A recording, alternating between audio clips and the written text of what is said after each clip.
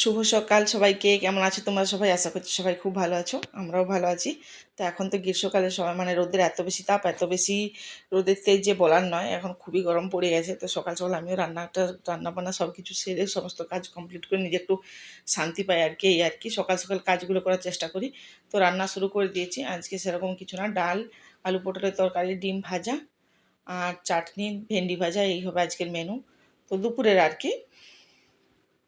তো যথাসম্ভব একদম হালকা রান্না করারই চেষ্টা করি সবসময় গ্রীষ্মকালটা। আর এই যে বাইরে দেখছো রোদটা কি তাপ, এই 10:30 বাজছে সকাল, মনে হচ্ছে যেমন দুপুরবেলা, ভর দুপুর, এত রোদের তেজ।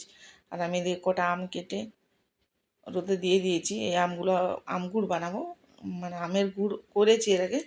আসলে আমের গুড় খেতে মানে তোজোর খুব পছন্দ আর কি, তোজো খুব ভালোবাসে। তো ওই জন্য চেষ্টা করি আমের গুড় বানানোর। প্রথম থেকে একদম যতদিন কাঁচা আম থাকে, একদম পাকা না পাকা পর্যন্ত আম, যতদিন কাঁচা আমের সিজন থাকে, মানে কাঁচা আম পাওয়া যায় বাজারে, ততদিন কিন্তু আমি গুড়টা বানাই। ওর খুবই পছন্দ।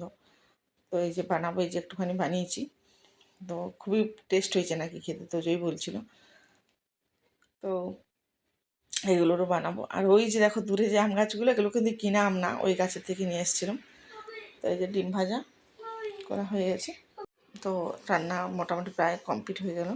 এরপরে নিজের একটুখানি বাসন কটা পড়ে আছে, বাসন কটা ধুবো। তারপরে জামা কাপড়গুলো রোদে শুকাচ্ছে, ওগুলো একটুখানি নিয়ে আসবো, এসে ভাঁজ টাজ করে রাখবো। আর এদিকে পুজোর বাবা পুজোটা করে দিচ্ছে। ঘরে তাহলে কিন্তু পুজোটা করে, আমাকে আর পুজোটা করতে হয়নি।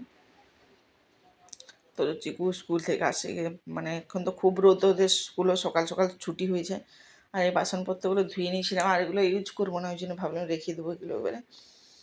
আর এটা ঢাকনাটা ভেঙে গেছে, কাচের ঢাকনাটা চিকুর হাত থেকে পড়ে ভেঙে গেছে। আর এই যে আমের গুড় তৈরি করছি। তোমরা সবাই কে কীরকমভাবে করো আর কি, মানে যারা ভালোবাসো, কেউ যদি খেতে ভালোবাসে কীরকমভাবে করে আর কি জানাবে সবাই।